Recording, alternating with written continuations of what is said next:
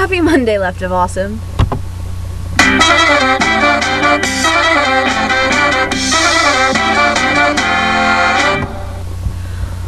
Okay, so for my video today, I'm going to refute this list I found on the Science Blog's website, or a link to this list from a website called Saint Eutychus, I think it's pronounced. I'm not sure.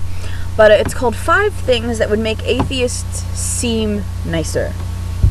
Which, my first problem with this list is it says seem nicer, which means that atheists can only appear to be nicer. They cannot actually be nicer.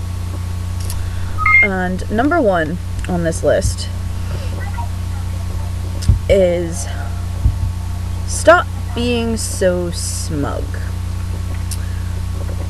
Not all atheists are smug, and just because they're asserting their lack of religion doesn't mean they're smug. And there are certainly atheists who are smug, who, will go around and say, I believe in God, or I don't believe in God, and therefore I am better than you because you believe in God.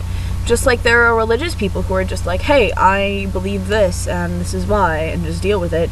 And then you have smug religious people who are like, I believe in God, and therefore I am better than all of you who don't believe in God or question his existence.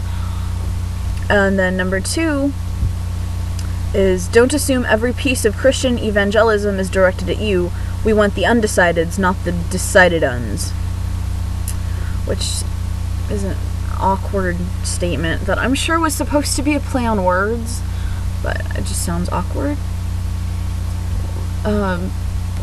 Once again, it's just there are lots of atheists who assume that any bit of Christian evangelism is directed at them, but just like there are tons of atheists who think, whatever, that's how they are, and I don't like it, and I'm going to choose not to participate in it.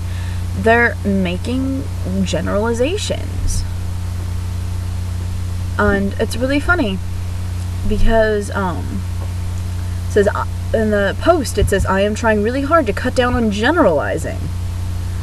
Which doesn't make any sense, because saying stop being so smug, which is the first one, and don't assume every Christian evangelism is directed at you, is making a generalization. This entire list is making a generalization. It's saying every single atheist does this, and this is what they can change to do this, or even most atheists do this, is still a generalization.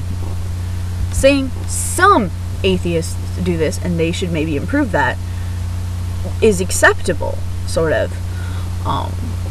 It's acceptable to say some atheists do this, and maybe if they didn't do that, they would be looked better upon, which I agree with. There are some atheists who are just too whatever about it.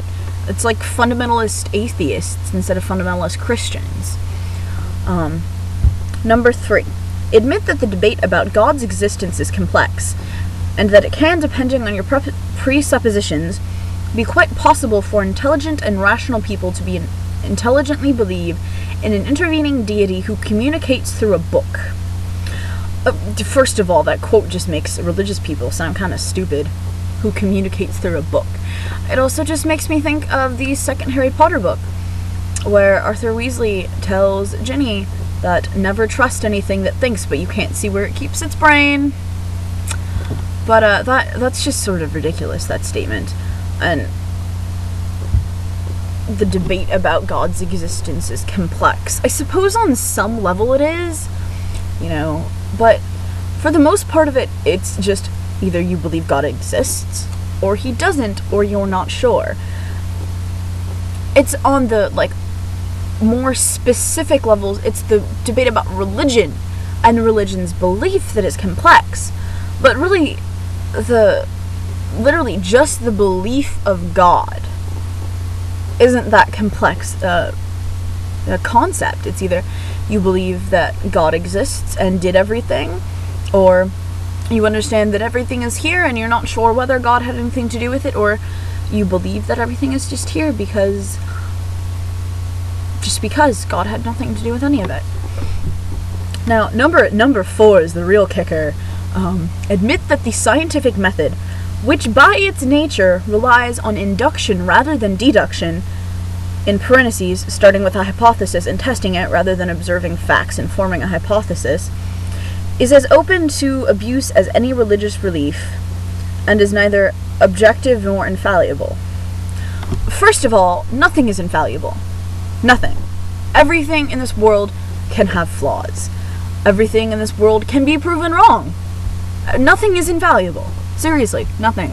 So, anyone with any brains would have to admit that the scientific method is not infallible, because it is. It's the point of the scientific method is that it isn't infallible. And when something proves to be, false, when it proves to be a fallacy, you go back and you reuse the method and you correct it. And first of all, it's not induction, it is deduction. A hypothesis is an educated guess, You're not just taking a random stab in the dark at absolutely anything. It's something when you know something about how it happens and you want to know how it happens, and based on those observations you form a hypothesis, and you go back and observe further. It's not induction at all, it's deduction. It's an educated guess. It's something you know about, something you've learned about, and you want to know how it works, or why it does this. And then number 5. Try to deal with the actual notions of God seriously believed in by millions of people rather than inventing straw men or spaghetti monsters to dismiss concepts of God. And deal with the Bible paying attention to context and the broader Christological narrative rather than quoting obscure Old Testament laws. By all means, quote the laws when they are applied incorrectly by Christians, but understand how they're meant to work before dealing with the Christians described in point 3.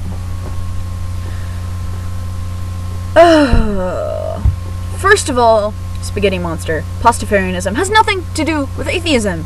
Pastafarianism has nothing to do with atheism. Jeez Louise. And some of the obscure Old Testament quotes are some of the biggest bigotries that the Christian religion has. And if they still hold those bigotries, then I think it's perfectly fine for us to point out other flaws in the Old Testament. Because really, if Christianity is a cohesive religion, then they should be following every single law in the Bible, because the Bible is God's word. That's what you believe. The Bible is God's word, so why don't you believe in everything in the Bible? Why don't you practice anything in the Bible? Everything in the Bible should be practiced if you're really a Christian, if you really follow God's word. That's really all I have to say, and I'm gonna go, because there are people in my house. Everyone, have a wonderful week, and don't forget to be awesome, and read banned books, because it is banned books week. Specifically, you shall read Baby Bebop by Francesca Leah Block, because it is an amazing novel, and there was a lot of controversy about it because it talks about gay people. But it is beautiful, and everyone in the world should read everything ever written by Francesca Leah Block. Goodbye, and have a